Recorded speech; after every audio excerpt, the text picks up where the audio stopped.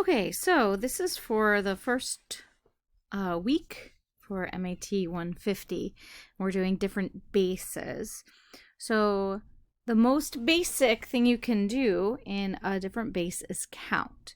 So now we count in base 10 and we use the digits 0 through 9.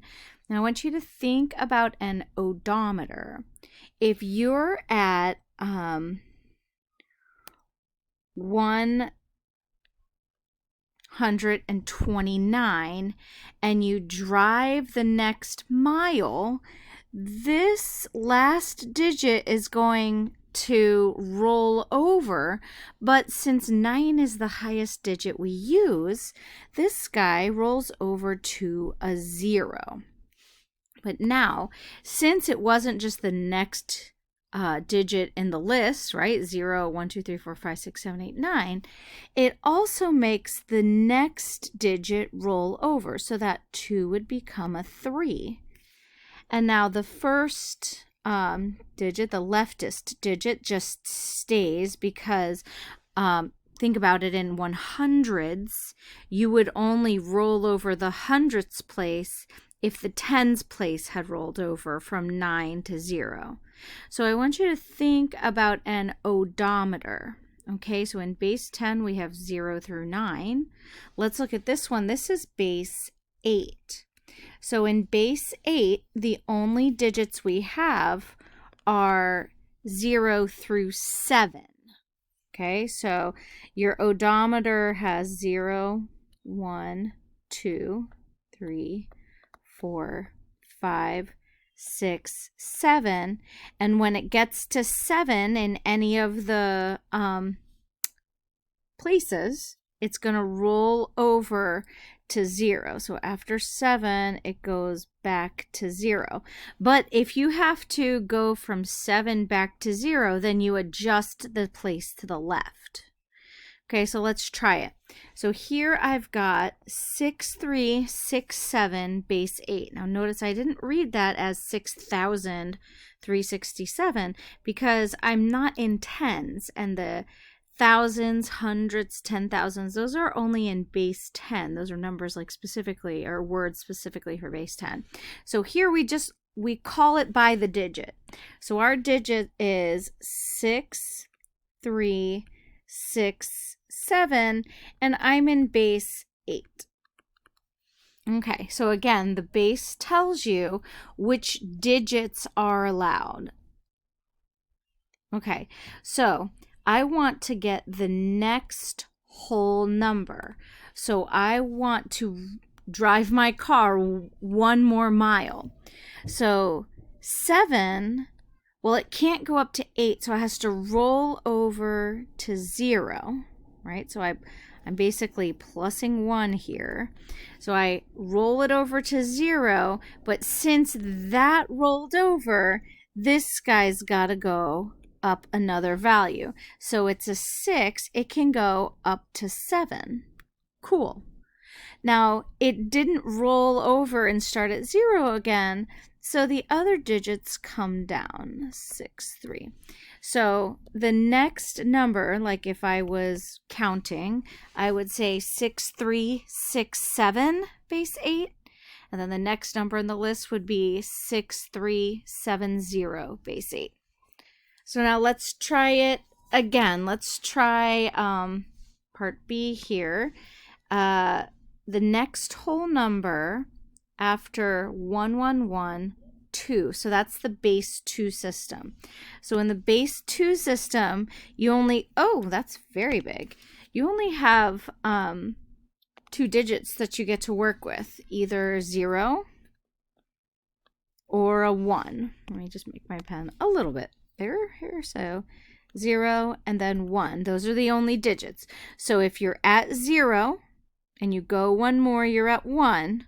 And if you're at 1 and you go 1 more, you have to wrap back to 0 and then up the placeholder to the left.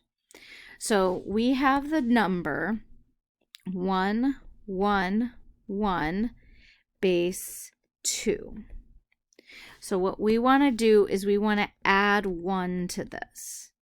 So when I add 1 to 1, it's going to roll over and become a 0. So it's going to come over here. But since I've now restarted back at 0, the next digit to the left has to also go up 1.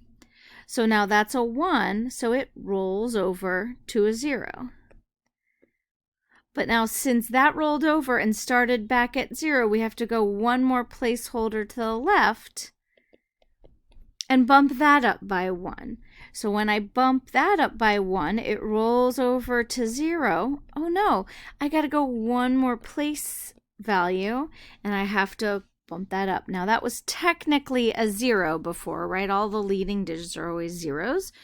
So if I add 1 to that, I get 1. So now I'm not going to call this 1000. Remember, 1000 is for base 10. This would be 1000 in base 2. So the answer to this one would be 1000, and they already put the base 2. And just to make sure here, this other one was 6370 in base 8. So now, what if the base is higher than 10? So like, we could count in 11s, we can count in 12s, but we don't have single digits to represent, say, the number 10, right? Because our base 10 system, which we base our digits on, goes from 0 to 9, and then when the 9 rolls over, so does the number next to it. So we don't have a single digit or a single symbol for a 10. So what we do is we now are going to use some letters. So in base 14, we should be allowed to use 0, 1, 2, 3, 4, 5, 6, 7, 8, 9, 10. We want to use just one symbol, not a double symbol. So we'll call 10 A, and I'll just put a 10 next to it. And then we want 11, which we'll call B, 12, which we'll call C, and 13, which we'll call D. Okay, so we're going to think 10, 11, 12, 13, but we're going to write the symbols A, B, C, D. So now, if I've got C, D, 6 in base 14, and I want to find the next number, so I want to plus 1, the 6, when I plus the 1, is going to go to 7, from 6 to 7, and that doesn't have to roll over anywhere, right? It's like going from 106 miles to 107 miles. You don't have to change the tens or the hundreds, right? So here we don't have to change the digits to the left. They'll just stay the same. So the next number, if I was counting, I would have CD6, CD7. So CD7 in base 14. Well, let's try base 11. Think about what digits would be allowed if we're counting with 11s. So we could use 0, 1, 2, 3, 4, 5, 6, 7, 8, 9, 10. But again, I want one single symbol instead of two symbols. I just want one single symbol to represent 10. So I'm going to represent it with an A. Okay, so now I've got I want to find the next whole number after A, which is in base 11. So if we're going to plus 1 here, we would plus 1 to the A, which is a 10, but 10's the highest I can go, right? Then I have to wrap back around.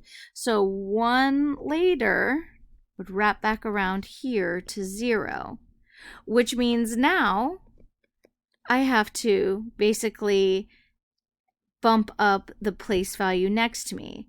And that guy, again, is an A, so he's going to bump up to a 0, which means I then have to bump up the guy next to him.